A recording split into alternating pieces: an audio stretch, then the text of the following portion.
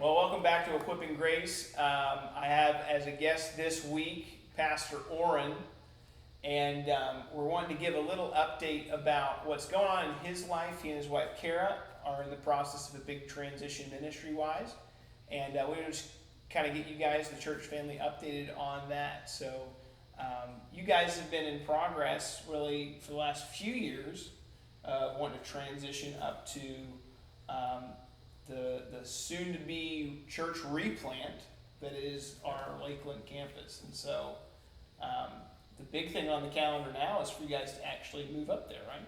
Right, and that is underway. I took apart some bunk beds today. Okay. And we got a mattress on the floor, so that means you're officially moving in the process. We closed on our house last week, and so we're just in a period of transition right now as we get moved up there. We have a kind of an unfortunately timed trip where we're headed up to Vermont. We didn't know when we planned the trip that we would have been moving in this week, but we're going up to Vermont to visit Kara's family and also attempt to raise some support up there as well, just like we did in Ohio. Yeah. So that's kind of next step, and then as soon as we get back from Vermont, then we'll pretty much start moving. That's awesome. So you're talking about raising support. That's kind of a new idea for us. Obviously, we as pastors are supported through the budget at Grace Church of Sebring, and there's a whole complicated story of that we don't have time to get into today. But for you guys, you've made the determination through, I'm kind of leading you into this, through Assist Church Expansion, which is an organization we're partnering with, that you also wanted to raise additional support. What does it look like to work with Assist? And we've kind of talked about that in the past, I think, on an Equipping Grace episode. And how has that been helpful in you guys kind of dreaming about restarting this church as a point of light, as an opportunity to share the gospel in Polk County? Yeah. Well, one of the awesome things about working with Assist is they've done this before and walked other people through doing this before. When they ask a question like, how much are you going to raise? And we go, I don't know, how much should we raise? Yeah. They actually have an answer for that question. And so that's really helpful for them to say, hey, if you're going to do some renovations to bring the building up to date and, actually have the stuff you need and maybe run some events, you're probably going to want to have $25,000, $35,000 put away as kind of a war chest, so to speak, some reserve funds, so that when you're ready to launch, you actually have the funds to do those sorts of things. Yeah. One of the things that's so cool too is that Assist Church Expansion, as part of their vision, is like they don't plant churches. Mm-hmm. They believe organizations don't plant churches, churches plant churches, and that's one of the things that I think is so cool about the model that we have here at Sebring. The launch for the campus for that church is still a long way off. And that's, I'm glad you brought that up. That's a question that I get a lot. We really, we can't impress enough. I don't think I can say it enough. This is not a situation where, now they got a pastor, so I get this question all the time. So is the church up there growing yet? No, it's not. and we wouldn't even look for it to be growing yet. Right. That's not the goal. This is an egg that hasn't even hatched yet. No, it can't fly. Yeah. And so this is going to be a long process. I believe our timeline with Assist. Another thing I appreciate working with Assist. So when should we launch? I don't know.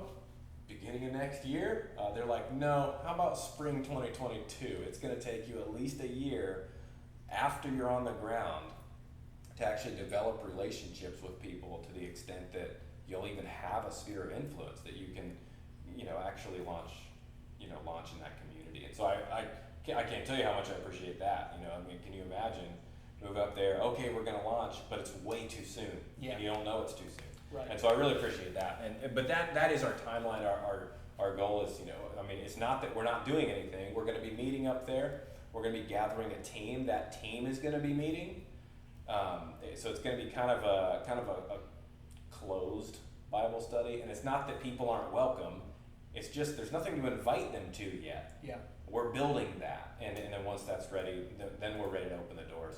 And so again, that'll be like spring 2022. It brings some much needed context, because I think especially those of you that are watching that are maybe new to our church, you're new to the whole process and the whole idea of our family as a church being connected to these other locations. And in one case in Ocala, we've got a church that is off its feet but not yet ready to fly. They're not yet fully supportive, but they do have faithful givers. They have people who are inviting their friends to meet and follow Jesus, which is our, I think I've heard that thing. before. And so they're moving forward, whereas this kind of, look at it as a point of light, in Lakeland. We've got a couple of families who have been at that church for a long time, but it really needs a restart, a reboot. Yeah. And it's been really neat over the last 10 years as I've been a part of the Grace Church family to see God use our church family here at Sebring to have its fingers involved in works in other places. And I think that's one of the unique things about our church, is that we kind of look at ourselves as missionaries in the state of Florida. Yeah. That this is a place that is growing and needs the gospel, and that this is church planning and church revitalization, which is really what we've been doing, is a good way to do that. Yeah. And it's a good way to use the resources that God's given us. So the church here in Sebring, the way I explain it to people is, I'm in a church that rescues churches. yeah, And I kind of explain it that way, and that makes sense to people. And the reality is, this church they brought me down here and equipped me like they've done with many other people, and then are sending me out. But the cool part is, like Pastor Michael in Ocala, I'm still part of the organization, and will remain part of the organization even up there in Lakeland. And so, I don't have to go and struggle through trying to work 2 jobs and plant a church, and 10 years later, where you at? Well, we're really just trying to get there. yeah, And the whole raising support thing too is, this isn't some open-ended thing, where it's like, hey, I'm a missionary. Well, actually, I'm a pastor in Florida. Well, no, we're raising support for a 3-year period so that we can afford to live there. Because right now there's not really a church there. There's a Bible study there.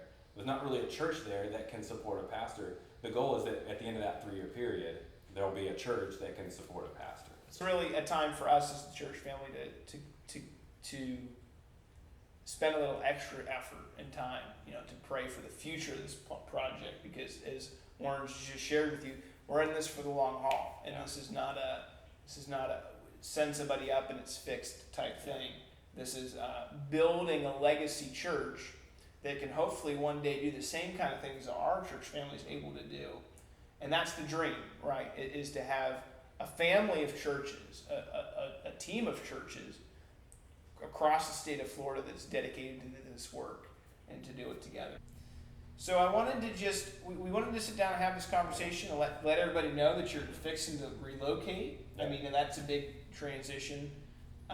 You're still a part of our church family, Yeah. and we're going to hopefully see you sometimes on Sundays and other times. As Polk County is only an hour drive away. So one of the things I wanted to just ask before we go is, how can people be praying for you? Really, the way you can be praying for us is this year, as we move up there, we move our family up there, and yes, we bought a house, we jumped in with both feet, because we believe this is what God's called us to, and so, we've committed to the project. We need people to commit to us on that, but the biggest thing is be praying for relationships. We've got to build a sphere of influence. We've got to build relationships with people in our community, the people that live next door to us. Although I heard the one is already a pastor, so I think he's going to be busy. But that's actually kind of cool. Be praying for that. Be praying for our kids as they relocate. That's a thing. I would like this to be our last move for a long time. Just be praying for our kids, that they find good friend groups, and all that's important too. But for the church, we just really need people that are going to catch the vision. That we're going to invite our neighbors to meet and follow Jesus. And yeah, that's, I'm excited to see what this year will bring. It's a little bit scary, but I really believe the Lord is in it. So. That's awesome, and I hope that this really kind of inspires us in the next couple of weeks. I know you're going to be here in Sebring on, I think the 16th is the last time you're going to be. 13. The 13th. I get my days mixed up, but you'll be here one last time, and we'll hopefully have a chance to kind of pray over you guys and send you guys off. It seems funny, send you off. It's a pleasure to be able to have you on the team, and we're going to be praying for you as we move forward. So thanks for taking the time. Thanks, Ben. Yeah.